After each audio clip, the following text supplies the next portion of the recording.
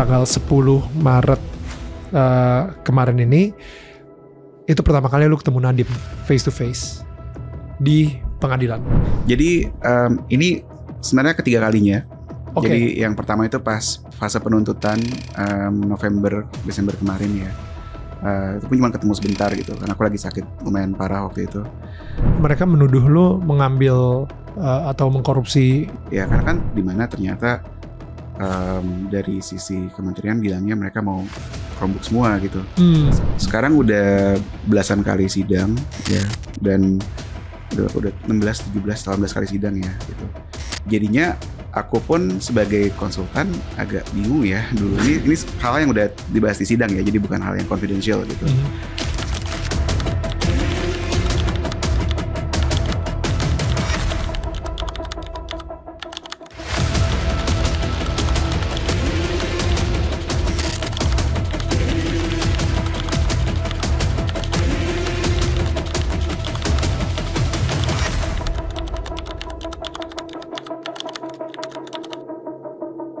Ketika ada yang nonton ini, mungkin dia adalah seorang diaspora Indonesia yang mempunyai skill yang sangat dibutuhkan banget sama negara ini.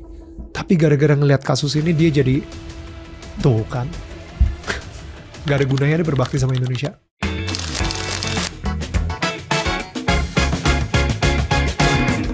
Oke, Ibrahim Arif atau Ibam. You just had a long day yesterday.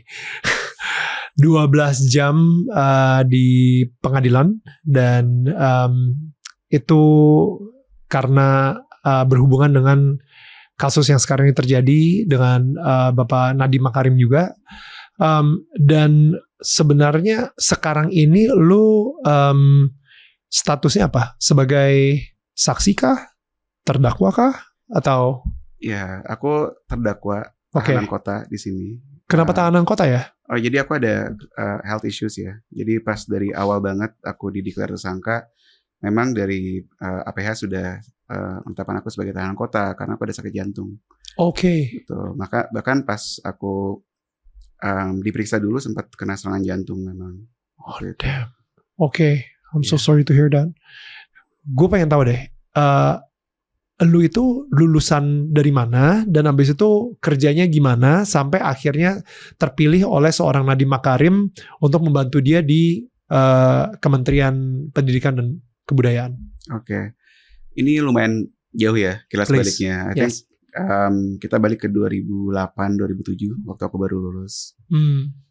Yang aku coba tangkap ya, esensi paling dasar yang dulu aku dapat dari ITB itu adalah sejak hari pertama kita masuk di ospek angkatan, ospek jurusan, selalu diingatkan bahwa kita itu punya hutang bagi Indonesia. Oh wow. Dan setelah kita lulus, sebisa mungkin, ini prinsip saya dan yang saya dapat dari ITB ya, sebisa mungkin cari bagaimana kita bisa berkontribusi balik bagi Indonesia. Karena kita udah berhutang budi, ada kesempatan itu ke Indonesia. Dan memang latar belakang saya juga dulu bukan keluarga privilege ya. Saya masuk ke sana pun ya SPMB biasa gitu, dan kenapa saya cerita ini? Soalnya dulu ITB itu ada uang masuk yang lumayan mahal. Saya nggak mampu ke situ, saya mampunya jalur SPMB aja waktu itu. Oke. Gitu. Setelah lu lulus dari ITB, habis itu lu kemana? Lulus dari ITB, aku kerja setahun 2 tahun di Bandung as a software engineer. Terus alhamdulillah keterima di Eropa waktu itu. Oh wow. Ya, di mana, man? Di beberapa negara. Jadi programnya Erasmus Mundus. Dulu belum ada LPDP. Oke. Zaman dulu belum ada LPDP. Jadi kita harus hunting beasiswa sendiri ya, apply sendiri gitu. Dan untungnya keterima program Erasmus Mundus namanya. Itu beberapa negara. Aku di Prancis, Finlandia, sama Norwegia gitu. Wow. Dan akhirnya setelah lulus, karena memang gak ada ikatan kerja atau ikatan dinas ya, akhirnya aku bisa settle di Belanda waktu itu bareng istriku juga. Oke. Itu berapa lama men kerja di Eropa? Kita di Eropa kurang lebih sekitar 6-7 tahun ya waktu itu. Oke. Memang lumayan lama dan udah membangun keluarga juga. Anak pertama aku lahir di sana dulu. Gitu.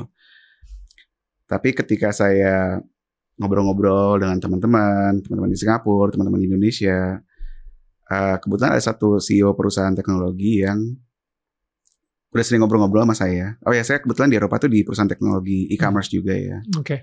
E-commerce yang paling gede di Belanda waktu itu. Dan dari CEO e-commerce juga, ketika dengar saya ada niatan balik ke Indonesia, dia langsung ajak ngobrol gitu. Ini Bukalapak. Bukalapak. Oke. Jadi Berarti lu ngobrol sama Zaki saat itu ya, iya, yang masih menjabat. Iya. Jadi Zaki itu junior aku dulu di ITB ya. Jadi udah kenal lama. Dan sebelumnya pun udah sering ngobrol-ngobrol juga e-commerce di Eropa gimana sih gitu. Dia penasaran banget apa yang bisa diambil buat Indonesia ya. Terus saya balik cuman libur sebulan gitu di Indonesia, ketemu ngobrol-ngobrol. Di situ saya merasa ada yang beda dari misi Bukalapak waktu itu ya. Bukalapak nggak cuma sekedar mau bangun e-commerce, tapi misi dia adalah ngebantu UMKM di Indonesia. Oke. Tapi Zaki memang punya ambisi besar ya. Tim engineering-nya pun cuma 20 orang lah waktu itu, kecil banget. Wow. Dia punya ambisi ingin grow tim engineering-nya supaya bisa lebih banyak yang kita bisa bantu ke UMKM itu. Jadi dia ngajak, udah baliknya ke Indonesia aja Bam, gabung Bukalapak. Gue wanna pause there, bentar ya. Kalau misalnya di Eropa, kira-kira gaji lu kan euro nih. Kalau di Singapura kayaknya Sing dollar masih oke nih. Dan Bukalapak saat itu belum 10 besar juga gitu. I don't know how they can pay you dengan gaji euro atau they cannot. Ya, exactly. Berarti lu udah ngambil pay cut duluan di situ, pas dari Eropa balik ke Indonesia pun juga udah ngambil pay cut gitu. Betul. Nah. Jadi memang itu realita ya. Kalau aku mau ngejar kompensasi ya, aku nggak akan milik Indonesia waktu itu. Apalagi Bukalapak fundingnya masih belum gede ya waktu itu. Mereka belum bisa afford bayar gaji gede juga. Aku join memang pay cut di situ, tapi ada saham. Jadi satu yang kalau pernah di perusahaan teknologi pasti aware ya, bahwa sebenarnya banyak dari kompensasinya itu justru komponen saham. Jadi kayak bilangnya ESOP ya. Iya, equity options gitu di situ. Itu sangat fair dan aku let's do this. Kita balik ke Indonesia dulu. Dan aku ingat bulan-bulan pertama itu firefighting banget ya. Bukalapak itu banyak banget chaos ya di awal tuh dulu. Karena memang bisnisnya sih grow cepat ya. Cuma kan tech itu harus bisa tech itu nggak cuman soal kode gitu. Tech itu juga soal orang dan proses di situ. Dan itu yang jadi alasan kenapa Bukalapak hire aku. Karena bukan masalah codingnya harus lebih bagus, bukan itu. Kalau itu ya banyak yang bisa kontribusi ke situ. Tapi waktu itu yang jadi fokus aku adalah gimana nge-grow prosesnya dan orangnya ya. Kita bicara engineers ya. Typically engineers kan punya stereotip. Kita fokusnya coding aja. Kita nggak kenal sama orang atau nggak, bahkan bisa dibilang ada yang bilang nggak ada empati gitu engineers di sini. Gitu. Yang di emphasize aku dulu adalah gimana engineers ini semua ini bisa punya empati. Ya, contoh paling simple ya. Engineers itu paling gampang sistemnya down kan, dimarahin. Wah, down nih, servernya mati atau ada error gitu. Sebelum aku join, kita mikirnya adalah ya berapa menit ini down, berapa jam ini down dalam sebulan gitu. Ketika aku join, aku minta tolong kita ubah cara pikirnya. Bukan berapa menit atau berapa jam ini down, tapi berapa banyak UMKM yang kita let down, yang kita kecewakan gitu. Berapa banyak mereka yang jadi nggak bisa jualan, nggak dapat penghasilan gara-gara mistakes kita gitu di situ. Nah, perubahan-perubahan kecil seperti itu ya, yang kita akumulasi banyak, itu perlahan-lahan ngubah kulturnya, engineering kulturnya dari yang tadinya nerdy kayak gitu, cuman coding aja, tapi sekarang jadi punya empati sama para pemilik lapak gitu. Yes, there are people behind our tech, dan itu yang harus jadi dorongan kita ya, orang-orang di tech gitu. Kita punya kesempatan besar, apa yang kita bangun bisa menyentuh jutaan orang, literally. Tapi juga kita perlu sadar, itu artinya kita punya responsibility untuk menyajikan tech terbaik buat mereka gitu. So good, Bang. Sebelum Bukalapak jadi unicorn, kita kan udah dapat beberapa funding rounds ya dari investor-investor. selalu setiap kali ada funding round seperti itu, dari investor itu selalu minta, ini funding kita kamu pakai dong untuk bangun tim di luar Indonesia. Wow. Bangun tim di Singapura, bangun tim di India gitu. Yap. Kenapa? Karena kan investor pengennya ini grow secepat mungkin ya. Dan mereka nggak percaya kalau misalnya Indonesia bisa grow secepat itu dengan menggunakan orang-orang Indonesia. Betul, mereka nggak percaya. Waktu itu belum pernah ada unicorn yang Indonesia semua, tim engineeringnya ya. Gitu. Wow. Dan aku nggak nyalain yang lain ya. Mereka kan punya prioritas dan strategi sendiri-sendiri gitu. Dan ini bukan cost saving measures. Bangun tim di India itu lebih mahal dibanding di Indonesia sebenarnya. Gitu. Karena di sana pun banyak perusahaan-perusahaan gede kan. Jadinya kita harus sediain budget gede untuk bisa narik orang-orang yang talented di sana juga gitu. Dulu itu aku pasang badan, hampir setiap quarterly meeting aku jelasin bahwa kita butuhnya apa. Let me build the team in Indonesia for this gitu. Investor minta bangun produk ini. Give us the trust, I'll build the team gitu. Dan dulu akhirnya kita bangun timnya itu bukan di India ya. Kita bangun timnya di berbagai kota di Indonesia. Amazing. Kita bangun tim di Bandung, Jogja, Surabaya, Medan gitu. Termasuk Jakarta yang paling gede tentu. Wow. Gitu. Jadi itu akhirnya validated ya dengan Bukalapak akhirnya jadi unicorn setelah a couple of years aku join. Dan ketika kita jadi unicorn, kita satu-satunya unicorn Indonesia yang 100% engineeringnya Indonesia. Dan itu titik yang akhirnya investor mulai percaya gitu. Oh bisa ternyata talent Indonesia ngebangun perusahaan teknologi sampai level unicorn gitu. Lo masuk ke OVO dan habis itu ditawarin sama Facebook UK itu kapan? Gue join OVO waktu itu. Gue udah 3,5 tahun di Bukalapak. Gue merasa udah mulai saturated yang kita bisa bantu gitu di situ. Gue masuk OVO. Setelah gue kerja di OVO sebentar, dapat tawaran dari Facebook Inggris. Gitu. Tadinya motivasi aku simple. Itu aku diterbangin pakai business class. Jarang, aku nggak pernah naik business class sebelumnya. Jadi aku kayak wow, oke, gue bisa terbang intercontinental pakai business class, seru nih, ya udah ambil aja. Kita ngobrol, kita interview gitu di sana. Gitu. Jadi simple sebenarnya motivasinya. Motivasinya nanti pengen ngerasain aja business class gimana sih gitu. Apalagi intercontinental ya. Yeah. Di sana ngobrol-ngobrol, seleksi, interview all day gitu. Terus dari mereka ngerasa emang ada kecocokan gitu di situ.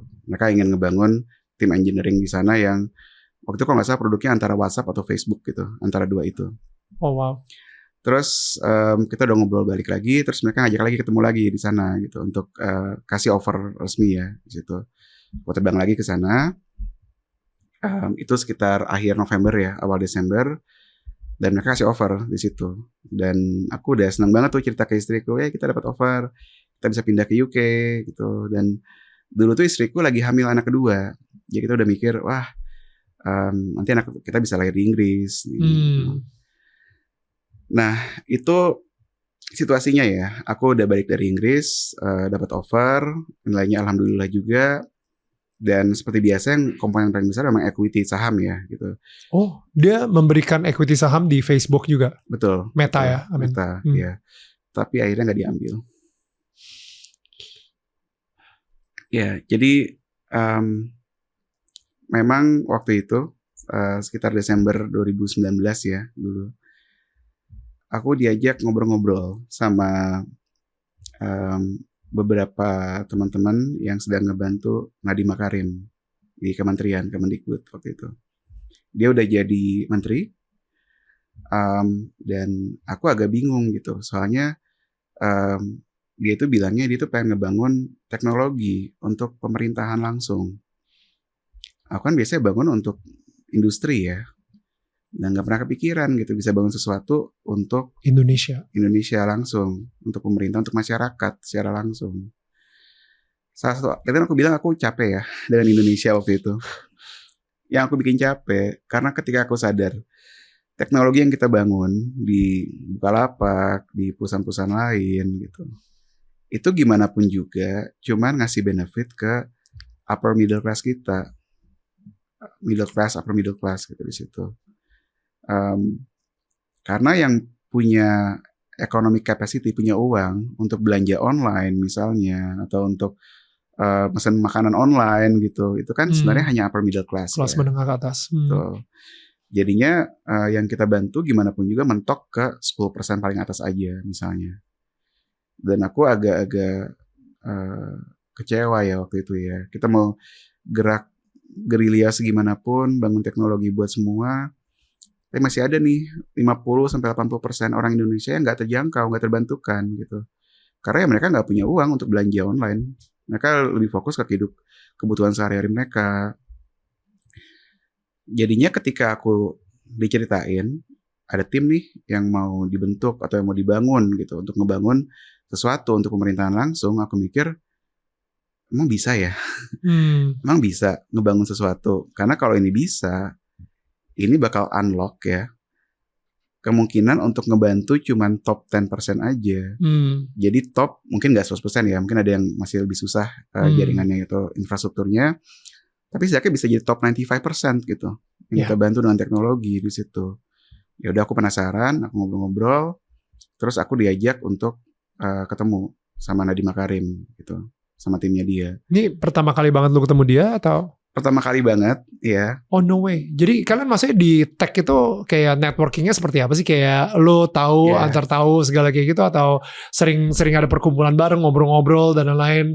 Jadi ini agak lucu ya. Tech itu sebenarnya ada grup-grup sendiri gitu. Kubu-kubunya? Kubu-kubu, betul. Bisa dibilang kubu-kubu gitu. Jadi aku di Bukalapak, aku di OVO ya. Itu tuh karena itu kayak gengnya Grab ya. Oh betul. iya. Oh iya, karena ada OVO, ya ampun. Oke. Jadi itu kayak kubunya Grab dan ini ada kubunya Gojek gitu. Betul. Jadinya emang kita nggak banyak interaksi karena kita kompetitor di situ. Gitu. Make sense. Kita kompetitor dan jadinya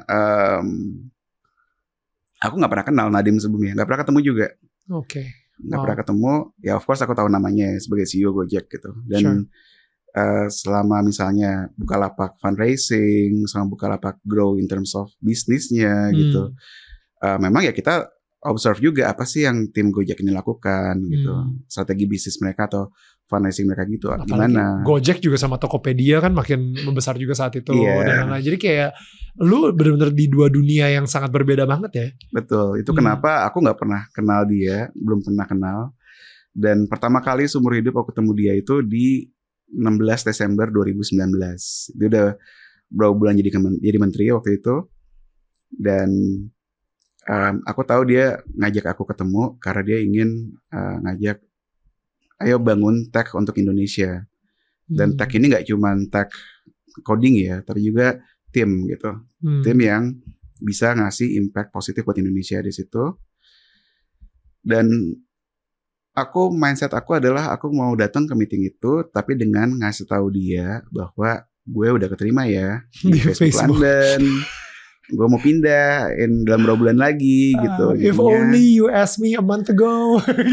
Iya, tapi itu prosesnya udah lama sih. Jadi aku udah dapat info Facebook itu di Oktober gitu. Cuma udah lumayan lama. Oke. Iya. Gitu. Nah, aku masuk meeting itu, ngobrol-ngobrol, diskusi. Jadi kita ngobrol banyak ya soal aplikasi, soal pengalaman kita bangun aplikasi untuk Indonesia, super app gitu, dari masing-masing pengalaman di situ. Dan satu yang aku terkenang banget ya, itu pas dia itu bilang gini, kesempatan untuk keterima di Facebook Inggris itu mungkin 1:1000 gitu. Tapi kesempatan untuk ngebangun sesuatu untuk Indonesia secara langsung, di mana ada menteri yang memang backgroundnya teknologi, yang tahu seberapa penting teknologi itu dan seberapa besar potensi teknologi untuk mengubah hidup orang-orang, itu mungkin 1:1.000.000 gitu. Jadinya dengan perhitungan seperti itu, aku jadi betul juga ya. Ini jauh lebih langka gitu dibandingkan dengan kesempatan untuk pindah ke Inggris waktu itu. Dan itu yang membuat aku setelah aku pertemuan itu aku ngobrol sama istriku, ini kita ada satu hal yang menarik yang bisa dibangun untuk negara langsung. Berkenan gak untuk kita coba dulu gitu. Dan satu yang aku sangat hargai sekali ya, istriku juga bukan mikir yang semuanya itu untuk duit uang kita gitu. gimana gitu. Ya, dia nggak mikir ke situ. Dia mikir rezeki udah di tangan Tuhan. Nanti kalau misalnya memang rezeki kita ketemu lagi gitu. Kalau memang kita bisa ngebantu banyak orang, ya itu yang kita bisa lakukan. Mumpung kita masih muda waktu itu jadinya aku waktu masih 34 ya umurnya. Kita masih udah kita coba bangun dulu deh gitu. Jadi ya udah dengan semua pertimbangan itu, aku ngobrol-ngobrol dengan satu yayasannya. Jadi aku bukan di hire kementerian langsung. Ini perlu digarisbawahi ya. Oke. Aku di hire oleh sebuah yayasan yang emang bantuin kementerian gitu. Dan yayasan itu semua negosiasi gaji segala macam dengan yayasan itu. Dan mereka nanya gaji kamu sebelumnya berapa di industri, di OVO contohnya gitu. Dan juga di Facebook offer yang aku terima ya gitu. Dan dari situ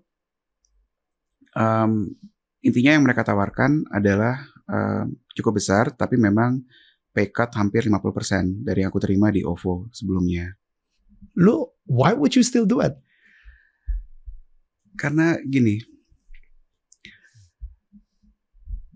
aku udah hampir mau pindah dari Indonesia. Aku udah hampir mau balik lagi ke luar negeri ya, ke Eropa lagi gitu. Betul. Waktu itu. Yang bikin aku mau stay cuman satu. Gimana yang tadinya cuma bantu 10% bisa jadi bantu 90% masyarakat Indonesia. Jadinya aku ngeliat itu sebagai misi waktu itu. Misi aku adalah, bisa gak sih kita ngebantu aplikasi pemerintah supaya yang kita bantu tuh seluruh masyarakat gitu, bukan lagi cuman orang-orang kota besar gitu misalnya.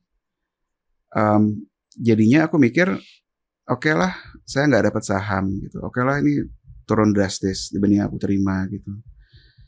Tapi apa ya, mungkin dampak baik yang kita bisa kasih ke additional sekian ratus juta masyarakat itu ya menutupi itu dalam hal ini ya, dalam hal kayak hati lo lebih damai kali ya, mengetahui kalau misalnya dampaknya ternyata besar banget gitu. Mungkin aku enggan buat masukin ke arah agama ya, cuman memang kalkulus aku adalah ya ada pahala dari situ insya Allah gitu. Oke. Yang aku harapkan dari situ ya. Jadi itu yang bikin kita nggak terlalu hitung-hitungan soal ini angkanya gimana. Kalau misalnya memang bisa ngasih impact, itu big if ya. Kita belum tahu waktu itu bisa nggak sih ngasih impact untuk masyarakat gitu. Aplikasinya namanya apa? Kalau yang untuk di Kemendikbud? Aplikasinya banyak. Yang tadi itu akhirnya jadi bagian dari aplikasi namanya Platform Merdeka Mengajar. Sekarang itu namanya jadi Ruang GTK gitu kalau nggak salah. Dan itu ketika aplikasinya rilis ya, itu tentu kita nggak ada marketing budget, kan bukan swasta ya, kita nggak ada marketing budget, kita nggak bisa naruh iklan di mana-mana gitu, word of mouth aja. Yang kita lihat dari word of mouth aja, karena memang aplikasinya berguna banget, guru-guru merasa terbantukan.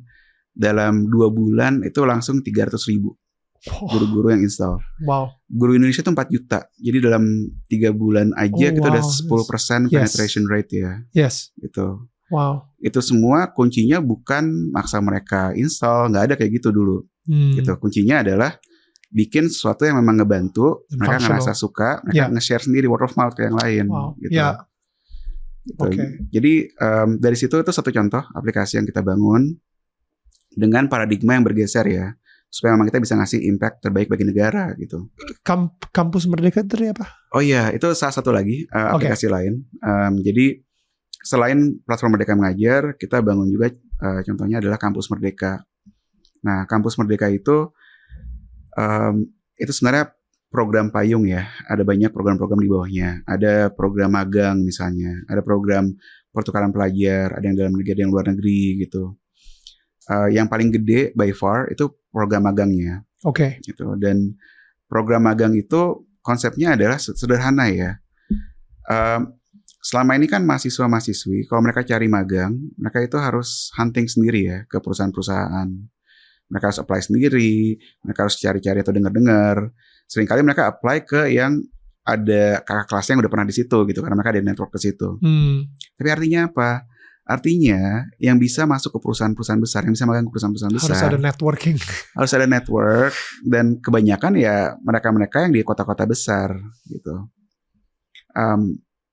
Teknologi itu harus bisa jadi equalizer of opportunities. Itu prinsipku dari dulu ya. Wow. Equalizer of opportunities buat UMKM, equalizer of opportunities buat mahasiswa-mahasiswi. So good. Kita bangun supaya mahasiswa-mahasiswi dimanapun mereka bisa daftar, mereka nggak perlu hunting lagi. Udah kementerian udah bantu fasilitasi, udah ada listing ribuan, puluhan ribu opportunities, udah integrated ke sistem mereka tinggal apply atau tinggal foto. Kita udah ada AI yang ngebantu semuanya di belakang layar. Amazing. Ngemudahin mereka untuk apply gitu. Jadinya yang tadinya barrier untuk apply magang berkualitas tinggi untuk orang-orang di daerah jadi rendah, sama gitu semua di sini.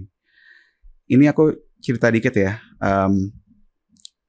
Setahun 2 tahun setelah kita bangun itu, setelah programnya jalan, ada yang nitip pesan ke koordinator programnya gitu. Jadi kan ada grup-grup telegram gitu, koordinator gitu, terus tolong sampaikan dong ke tim kampus Merdeka gitu. Ini tuh mahasiswi di sebuah kota kecil di daerah. Dia curhat. Gara-gara kampus Merdeka magang itu, dia bisa apply dan keterima magang di perusahaan teknologi besar di Jakarta. Dia curhat sebelumnya ketika bicara magang, at most yang dia bisa pikirin cuman magang di kantor cabang bank di kotanya gitu. And that's it. Dengan adanya kampus Merdeka, kita equalize opportunity-nya. Yeah. Dia bisa apply ke perusahaan besar di Jakarta, dibayarin ke sana perusahaannya. Dia bisa dapat pengalaman, horizon-nya terbuka gitu. Yeah. Dia bilang makasih banget karena dia cerita itu ngubah hidup dia, ngebuka mata dia bahwa ada banyak sekali pengalaman di luar sana yang dia bisa bangun. Pas saya baca itu ya, saya ngerasa semua pekat yang saya jalanin semua itu it's worth it. Yeah. It's worth it demi kayak gitu. Demi kita bisa bantu mereka-mereka yang gak punya kesempatan untuk bisa hidup yang lebih baik di situ. Jadi yang kayak gitu, cerita-cerita kayak gitu kita replicate, kita lihat ada ratusan ribu yang terbantukan di situ. Jadinya misi awal kita ngebantu masyarakat gitu. It's okay. Misi awal kita ngebantu masyarakat terbukti dan ada dampaknya gitu dari situ untuk Indonesia. Sorry. It's okay. Lu bener-bener hati lu untuk orang-orang kecil yang terlupakan di Indonesia itu kelihatan banget sih, Bam. Kenapa sih? Why do you have this heart? Ketika aku di Eropa ya, aku ngerasa punya privilege gede banget. Bisa pindah ke sana, bisa tinggal di sana, bisa dapat healthcare, education yang bagus buat keluarga gitu. Aku greget karena aku pengen Indonesia punya itu juga. Tapi yang gue bisa kontribusiin cuman di sisi teknologi. Ya. Itu kenapa gue pengen balik waktu itu. Karena expertise yang gue punya teknologi, gimana teknologi bisa bantu. Masih jauh mungkin ya sampai ke arah sana, tapi bisa bantu equalizing opportunities gitu untuk masyarakat kita. Khususnya yang terlupakan tadi itu, sama Betul. terlupakan aja, kita nggak pernah dengar kotanya ini ada di mana, daerah kecil di mana, kita nggak tahu kehidupannya mereka di mana. Tiba-tiba mereka mempunyai kesempatan yang sama dengan orang-orang di kota besar untuk magang, untuk bekerja di sebuah perusahaan yang multinasional juga gitu. Ya. Sedikit personal reason sih ya, kenapa dari dulu aku pengen bisa ngebantu improving the livelihood, meningkatkan taraf hidup orang-orang, masyarakat gitu di situ. Karena I've been there. I know how hard it is, and I want to help. Kita balik lagi ke Desember 2019. Akhirnya bulan Maret 2020 pandemi. Yeah. That was only 3 bulan sejak lo masuk ke kementerian. 3 atau 4 bulan pandemi. Gue inget banget saat itu semua orang tua mendadak jadi guru. Dan kita semua langsung kayak bersyukur banget dan mengapresiasi banget sama guru. Karena tiba-tiba kita harus ngajarin anak kita sendiri. Dan pemerintah ngeluarin kebijakan belajar jarak jauh or something. PJJ ya, pelajaran jarak jauh. Ya. Pelajaran jarak jauh. Kebanyakan orang mikir kalau misalnya gue gak tahu ya, lu sendiri gimana sampai akhirnya sampai ada di tahap ini sekarang di mana lu statusnya menjadi tahanan kota. What really happened? Okay. So ketika aku di kementerian itu, fokus kita kan adalah bangun aplikasi ya, gitu. Memang 90% effort aku tuh adalah ke arah situ, bangun aplikasi. Sambil jalan, ada tim yang minta masukan. Hey, kita mau ada program assessment namanya, assessment nasional. Itu artinya apa sih kayak? Itu, maksudnya assessment itu ujian kah? Maksudnya apa? Jadi yang aku pahami dulu itu adalah ujian, tapi ujiannya itu bukan untuk lulus atau enggak. Oke. Tapi untuk dapetin data progres sekolahnya itu gimana. Oke. Gitu. Kualitas sekolahnya itu gimana. Misalnya ada sekolah yang struggle atau kesulitan dari segi matematika atau literasi gitu. Okay. Ini semuanya di sisi kementerian ya. Aku cuman diceritain mereka ingin ada program-program seperti itu, dan aku diminta kasih masukan. Ini kan aplikasi ya. Yang aku dulu paham banyak aplikasi gitu. Jadi mereka tanya, ini kalau misalnya aplikasi ini mau jalan, kayak gimana sih hardware yang dibutuhkan sebenarnya? Gitu. Oke. Karena emang bidang lu saat itu fokusnya hanya membangun aplikasi untuk para guru-guru dan murid-muridnya dan anak magang tadi. Betul. Itu kita masih di fase perencanaan aplikasi ya, banyak banget di situ. Oke. Dan kita diminta kasih masukan. Aku diminta kasih masukan. Ini kalau misalnya ada kebutuhan ini, kayak gimana sih hardware-nya yang cocok ya di situ. Okay. Gitu. Terus aku kasih masukan, aku kasih pros dan cons-nya gimana. Dulu itu memang 2 opsi yang besar itu adalah antara Chromebook atau Windows. Oke. Gitu ya. Dan di situ aku memang diminta juga tuh, tolong dong explore Chromebook oleh yayasan, oleh orang-orang di kementerian. Mereka penasaran ini apa sih, apakah ini cocok atau enggak gitu. Aku ngobrol sama teman-teman yang bangun sistem assessment. Mereka pain point-nya apa sih selama ini. Mereka curhat, mereka tuh tim yang sama yang dulunya bangun UN. Ujian nasional berbasis komputer ya. Mereka curhat yang paling berat itu buat mereka adalah mengamankan aplikasinya, contohnya. Oke. Gitu. Jadi aplikasi UN-nya misalnya takutnya disadap, di-intercept gitu, atau dicari kuncinya apa, atau kunci jawabannya, dijawab otomatis gitu. Jadi itu yang jadi ketakutan mereka di situ ya. Gitu. Terus ya udah semua itu aku olah masukan-masukannya. Terus jadi bentuknya adalah masukan ke kementerian. Ini yang saya tahu dari segi aplikasi. Ini adalah spesifikasi yang saya rasa memadai lah atau mencukupi untuk kebutuhan asesmennya di situ. Jadi lu itu basically nggak ada hubungan sama sekali untuk oke, kita beli Chromebook sama-sama segala gitu. Enggak, lu benar-benar cuman konsultan aja. Betul. Yang kayak ditanya nasehat, kira-kira untuk pain point atau problem yang seperti ini terjadi, gimana nih cara yang paling baik? Apakah menggunakan Windows atau Chromebook? Gitu. Basically that's your job desk saat itu. Iya, basically itu. Sambil jalan, ini mungkin karena di tengah-tengah pandemi ya. Banyak sekali pergeseran kebutuhan gitu. Oke. Tadinya yang buat asesmen aja, yang aku dikitain, oke ini asesmen aja ya. Oke, ya udah kita fokus ke aplikasi asesmen.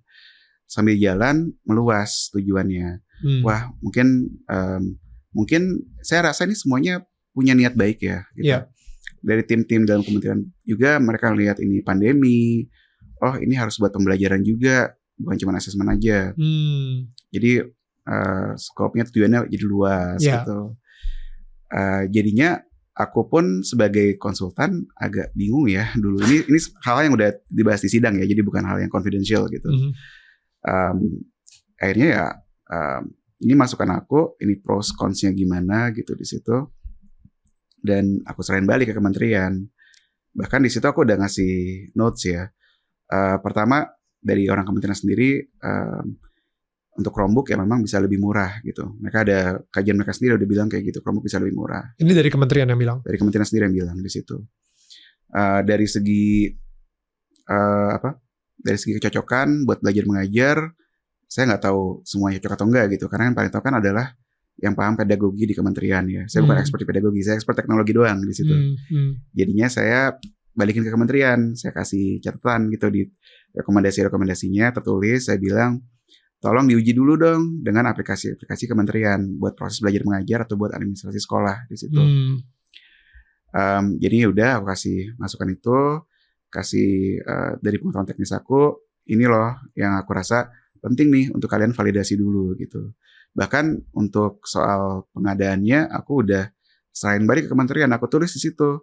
Tolong kementerian kaji sendiri ya, lakuin kajian harga sendiri, lakuin validasi sendiri gitu.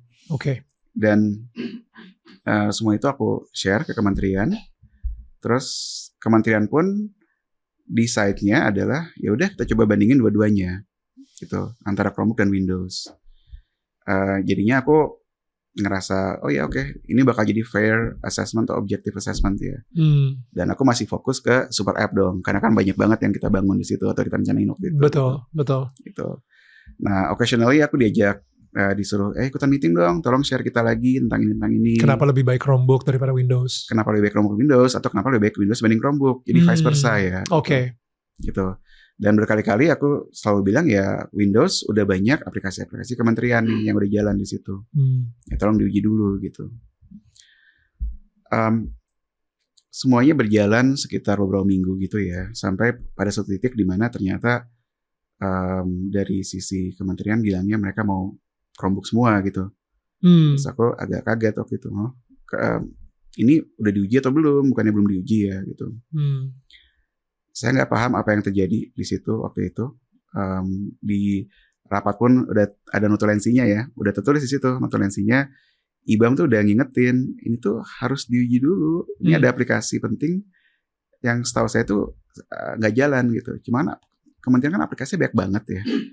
Mereka itu pas aku mulai ngobrol-ngobrol itu mereka punya ratusan aplikasi dari program-program sebelumnya gitu.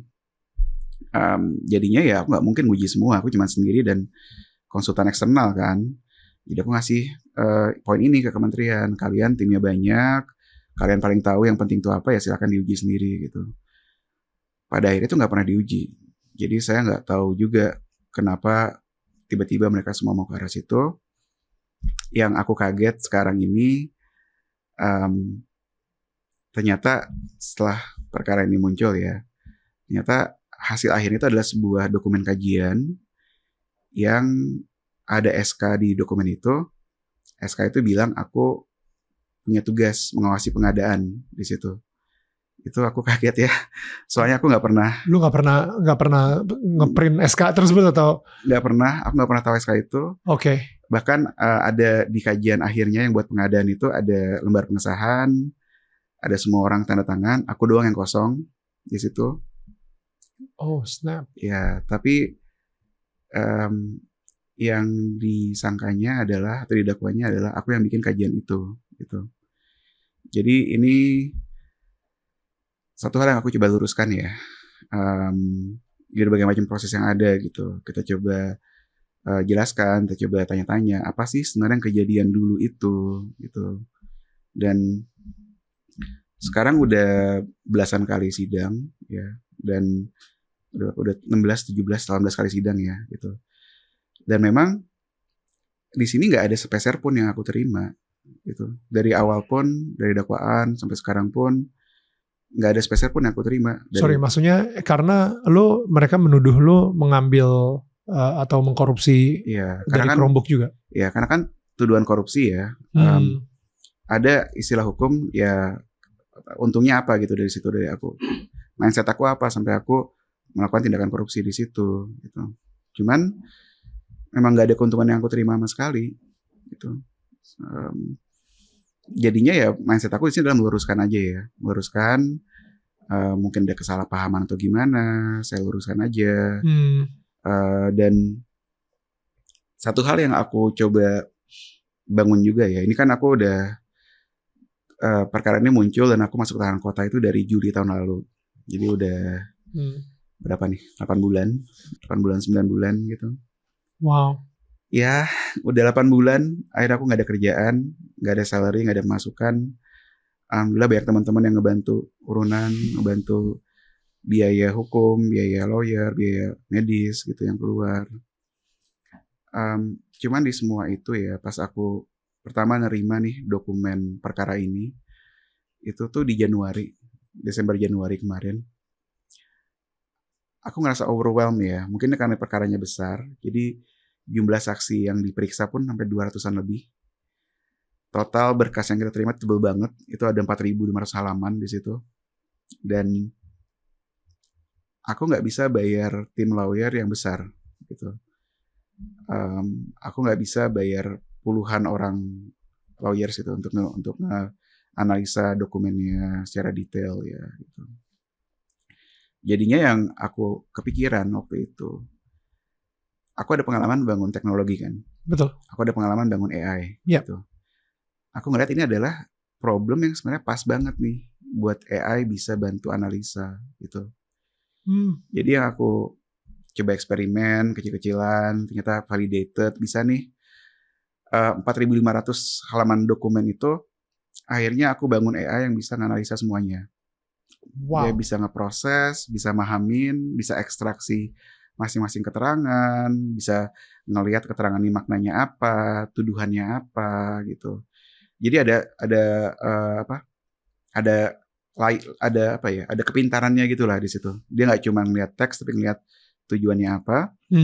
Dan dia bisa ngebantu cross reference, ngeperiksa, ngebandingin keterangan-keterangan dari ratusan saksi itu gitu. Total tuh ada hampir 9.000 keterangan ya, saking besarnya. Ini impossible kalau misalnya satu orang harus baca-baca semua ini. Sedangkan sidang udah mau mulai waktu itu. Gitu.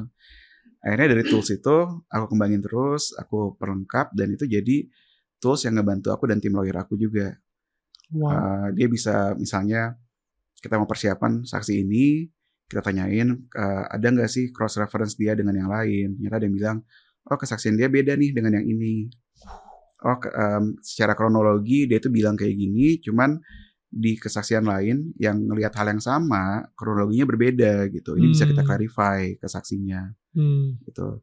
Bahkan ada hal-hal yang ini cukup baru ya, yang kita temukan juga gitu. Ada hal-hal yang ternyata kronologinya kebalik gitu, antara yang tadinya diduga dengan yang sebenarnya kejadian di situ. Dan itu bisa, karena AI-nya bisa uncover, kita bisa verify. Oh ternyata memang kronologinya kayak gitu. Yang sebenarnya adalah misalnya ternyata sebelum dari aku ngasih masukan-masukan tertulis itu ya, yang perbandingan lengkap itu, ternyata udah ada tim di kementerian sendiri, ini udah terungkap di sidang ya, jadi bukan confidential. Udah ada tim di kementerian sendiri yang bikin kajian Chromebook sendiri gitu. Dan itu yang jadi basis akhirnya dipakai dikembangin jadi kajian akhir buat pengadaan yang aku nggak tanda tangan itu. Wow. Gitu. Jadi kan dia uncover pattern itu, pola-pola itu, kita bisa ngasih lihat bahwa contohnya ya bukan aku yang bikin kajiannya gitu, bukan aku yang nulis semuanya ini supaya harus gini-gini, ya ternyata bukan aku, ternyata ada tim-tim lain sendiri yang gerak sendiri, yang jalan sendiri, yang namanya kementerian besar ya. Tapi jadinya dari perkara-perkara itu akhirnya kita bisa lebih solid untuk nemuin hal-hal yang kalau nggak ada itu ya keselip gitu, kita nggak aware gitu. Yeah. Dan aku ngobrol sama beberapa jurnalis senior contohnya, atau beberapa teman-teman advokat juga gitu. Mereka cerita memang banyak banget kejadian yang sama, karena volume dari sebuah kasus itu besar sekali, memang sering sekali terlewat ya gitu. Jadinya ini mungkin niatan aku ya, kalau misalnya aku bisa bebas gitu dari perkara ini, dan saat ini aku masih berkeyakinan begitu karena memang nggak ada yang aku lakukan di sini ya. Gitu. Yang aku bangun itu saat ini sebenarnya udah jadi platform untuk orang-orang bisa register dan bisa upload perkara sendiri-sendiri gitu. Aku pengen melengkapin itu dan jadiin itu sebagai AI untuk bisa membantu meningkatkan justice di Indonesia, kualitas dari justice di Indonesia. Wow. Karena gini, ini nggak cuman buat lawyers ya.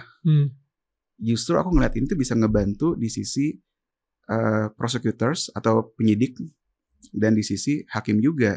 Gitu. Karena kalau misalnya kualitas penyidikan mereka lebih detail gitu, nggak perlu nunggu sampai semuanya terungkap di persidangan kan. Mereka udah bisa langsung merancang penuntutan atau dakwaan yang memang solid gitu, didukung dan dukung dengan semua data-data yang ada yang tersebar di mana-mana itu gitu. Dan ini bisa ngebantu hakim juga, hakim yang aku diceritain mereka tuh sangat overwhelmed ya dengan jumlah kasus di Indonesia. Gede banget ternyata, puluhan ribu kasus untuk Mahkamah Agung untuk evaluasi, tapi hakim Mahkamah Agung cuma puluhan gitu setauku. Gila. Jadi kayak satu orang tuh bisa minimal 1000-an kasus. Dan mungkin bisa lebih karena kan satu kasus bisa multiples ya yang ngelihat gitu. Jadi ini tuh bukan AI untuk ngevonis atau untuk ambil putusan ya. Aku ngerasa itu tetap manusia yang butuh nganalisa semua kompleksitas, dan hakim-hakim tentu punya prerogatif yang sacred gitu untuk memutuskan apa sebenarnya yang paling adil untuk perkara ini.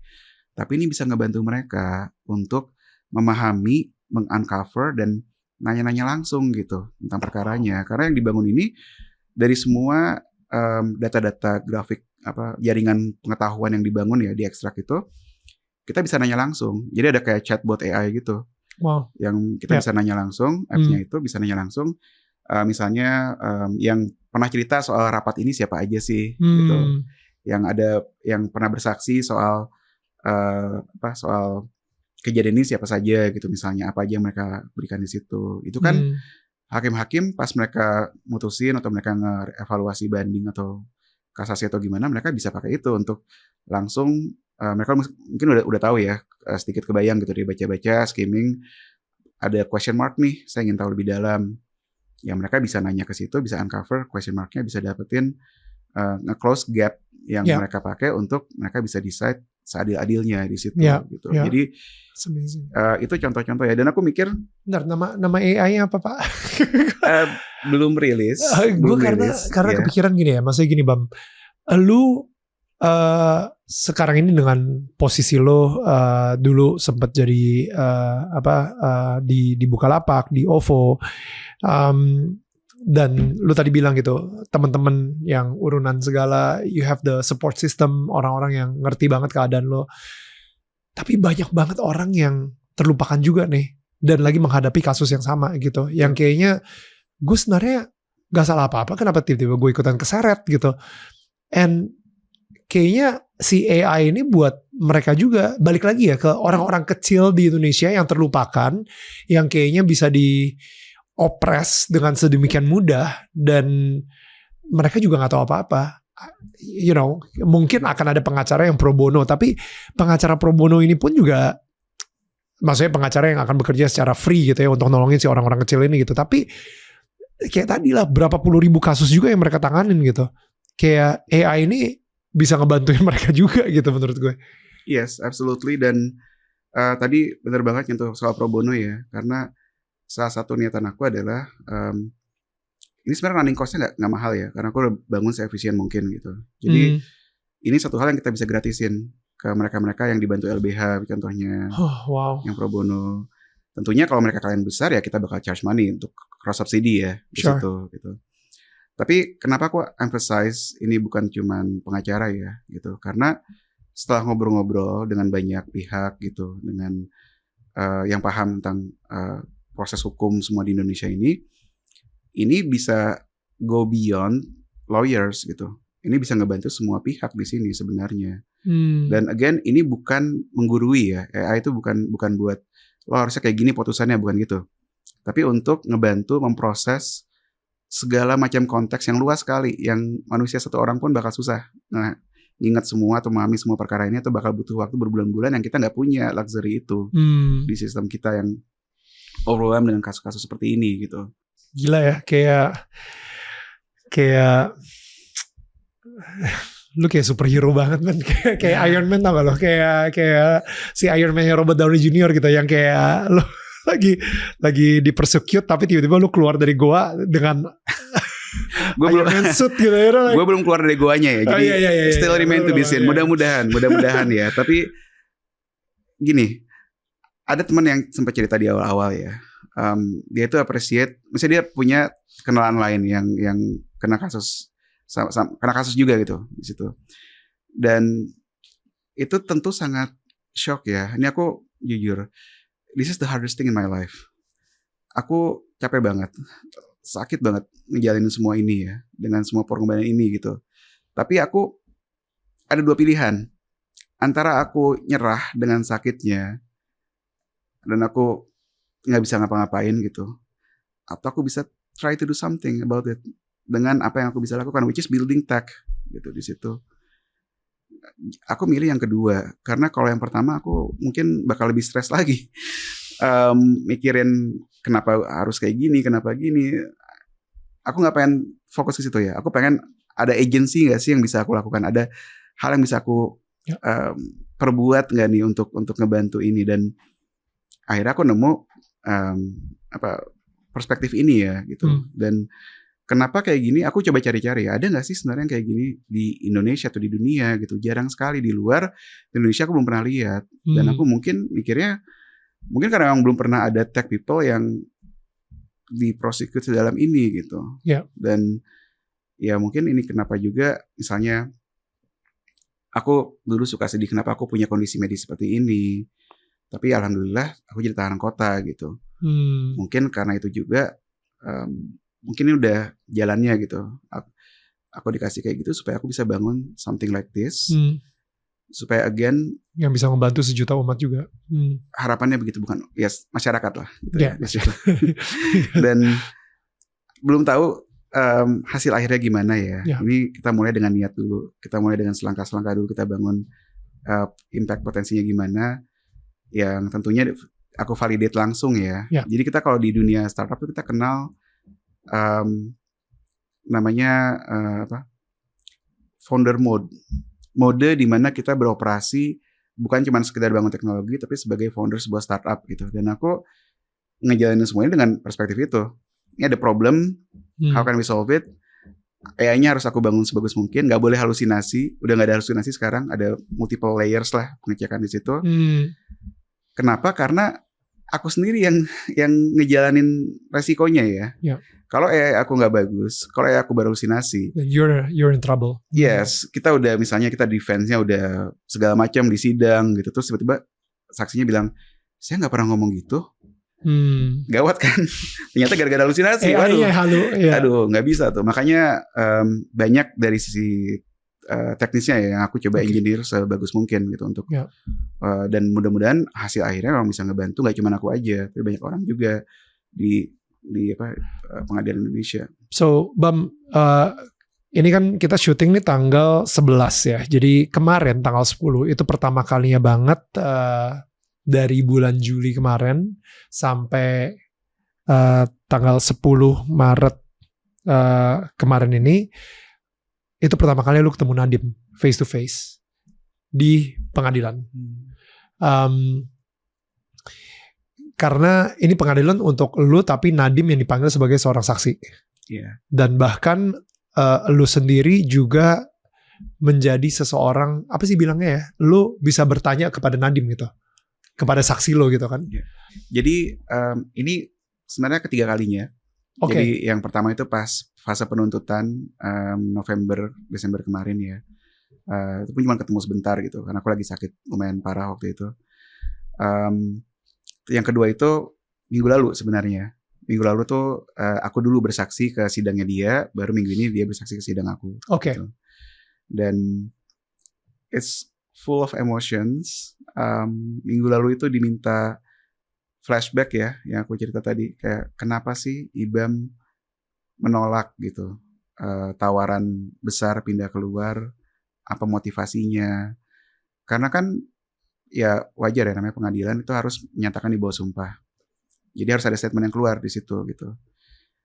Karena ya pasti ada aja yang mikirnya aku nolak pindah ke Facebook, nolak ke situ dapat pay cut karena aku pengen dapat keuntungan dari korupsi pengadaan misalnya, sampai yang aku berharap dapat sekian gede banget gitu di situ. Jadinya aku ceritain aja gitu bahwa emang nggak ada niatan seperti itu sama sekali. Bahwa idealisme aku di sini yang bekerja, yang bikin aku mau ada pay cut segitu, yang buat orang-orang mungkin nggak logis, pay cut sampai ratusan juta per bulan demi sesuatu yang nggak ada benefitnya gitu ke aku. Untungnya apa di situ? Jadinya aku bisa paham kenapa ada yang bingung ya. Apa sih sebenarnya untungnya IBAM dari sini? Ya nggak ada untung apa-apa. Karena emang ini bagian dari idealisme dan misi buat bantu Indonesia gitu. Tapi ya semuanya harus diceritakan, harus dijelaskan. Cukup emosional juga kemarin pas cerita itu. Dan pas Nadiemnya gantian bersaksi ke aku juga. Ini kan sidang terbuka ya, jadi emang nggak ada fakta yang tutup-tutupi di situ gitu. Jadi ya aku bisa klarifikasi banyak hal gitu, bahwa sepertinya dari dia pun banyak yang dia nggak aware gitu apa yang terjadi di bawah-bawahnya. Gue mau IBAM ada di tim ini untuk build aplikasi, padahal dan lu sendiri juga kompetitor juga. Ya, jadi kemarin terungkap juga ya di sidang tuh, advokatku emang nanya ke dia gitu, kenapa IBAM, kenapa nggak bisa kenapa nggak yang lain gitu di situ. Nadiem cerita cara pikir dia ya, dan dia bilang ini di bawah sumpah pengadilan juga. Dari yang dia ketahui memang nggak banyak, apalagi ini 2019 ya, nggak banyak orang yang punya pengalaman mimpin teknologi dan tim teknologi kayak aku waktu itu. Gitu. Dia bilang di Indonesia tuh kurang dari 20 orang dari penilaian dia ya yang punya capability seperti itu. Dari 250 juta kurang dari 20 orang yang bisa kayak gitu.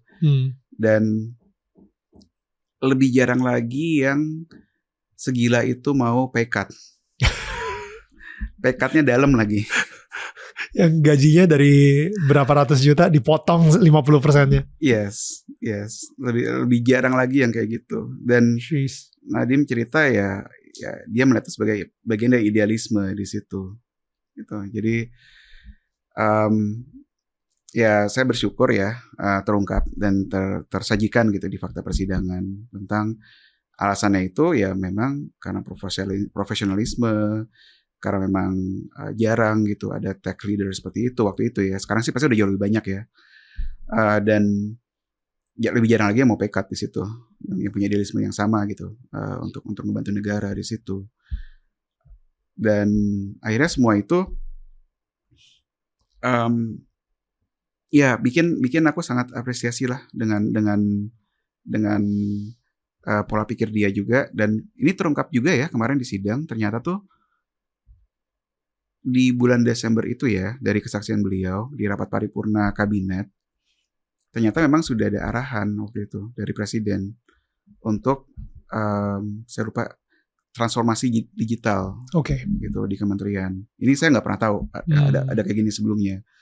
Dan itu yang jadi dorongan untuk kenapa nge-establish tim yang punya pengalaman banyak di industri yang bisa ngedrive teknologi seperti ini. Dan teknologi ini aplikasi ya, bukan pengadaan, bukan Chromebook. Itu sama sekali nggak pernah ada di diskusi di awal-awal. Baru pas saya udah join, bantu-bantu kementerian, baru tengah jalan ada yang minta masukan-masukan buat Chromebook itu gitu jawabannya. Gitu. Bam, pasti pernah kepikiran what if what if I just took that job di Facebook UK.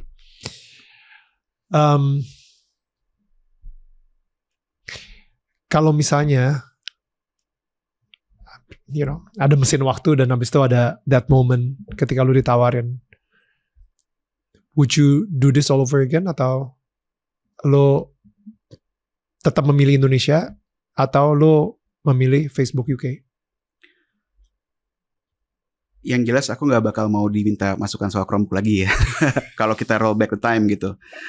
Tapi kalau pertanyaannya itu ya, antara milih Indonesia atau Facebook, dengan semua yang udah dijalanin ini ya,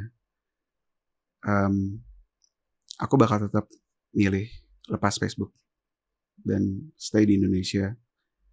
Karena pada akhirnya yang kita bangun itu, harapan aku ya, dan dari testimonial yang kita dengar, dari yang tadi aku cerita mahasiswi itu, it helps people.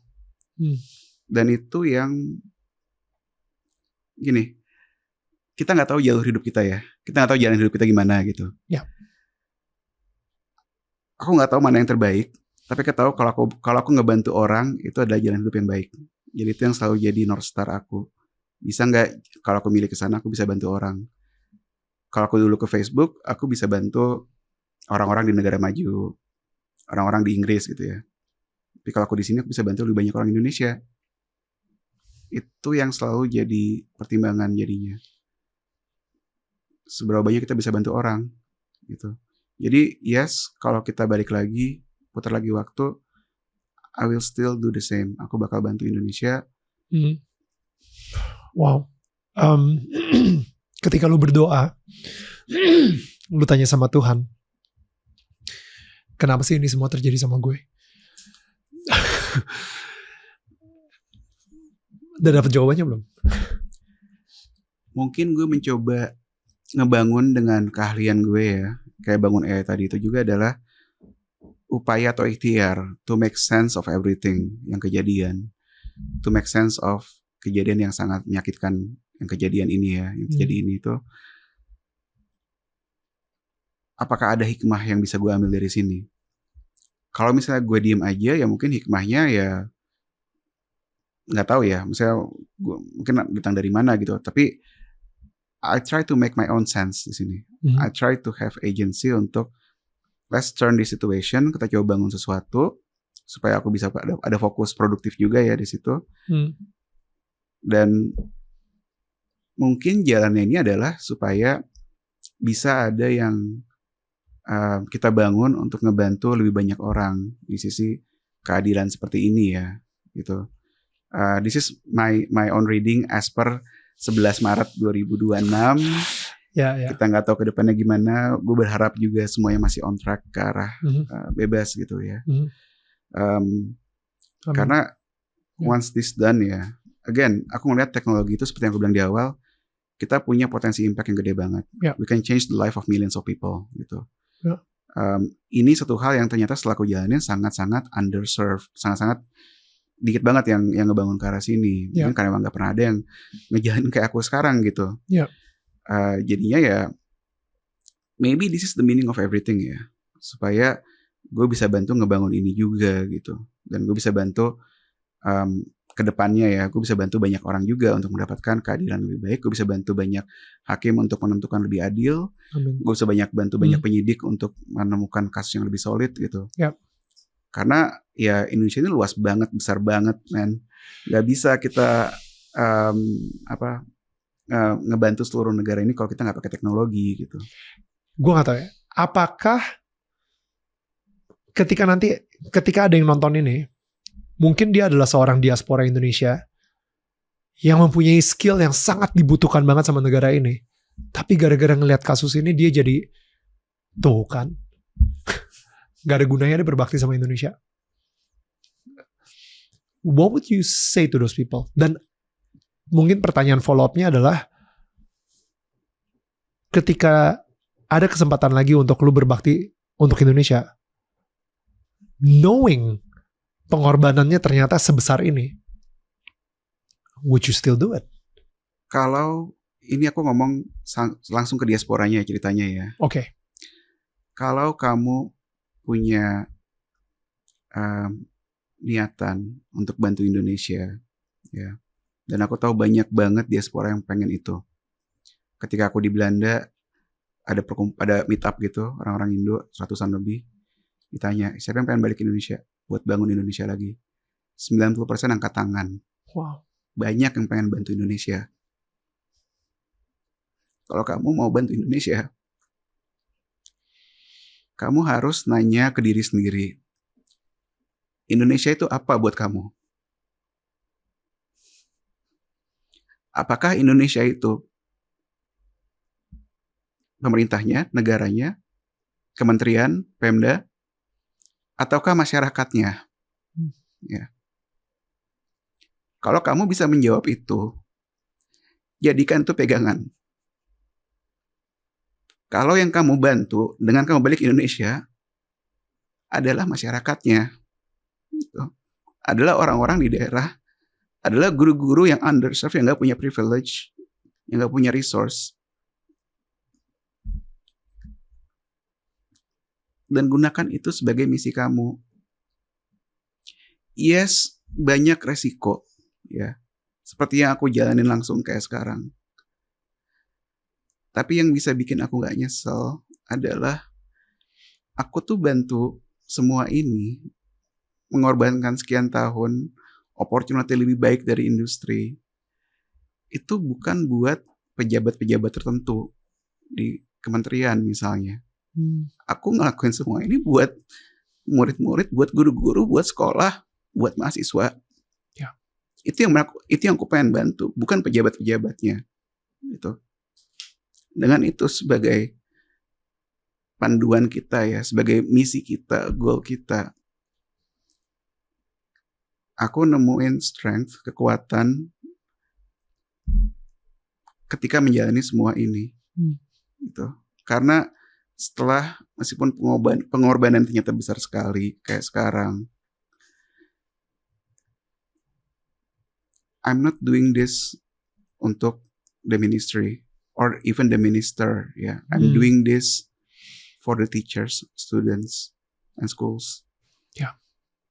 Dan teman-teman diaspora kalau mau balik, find your people, find Indonesia mana yang mau kamu bantu dengan expertise kamu ini. Wow. Gitu. Dan jadikan itu pegangan kamu sepanjang mau berkontribusi buat Indonesia. Aku gak akan nyesel udah ngejalanin semua ini.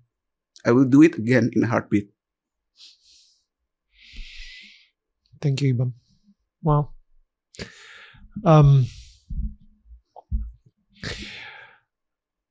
Gue cuma bisa berdoa. Berdoa untuk keadilan yang paling adil. Dan kalau misalnya memang itu adalah sebuah kebebasan untuk lo, itu yang gue doakan. Ya Bam ya. Thank you. Thank you so much, man.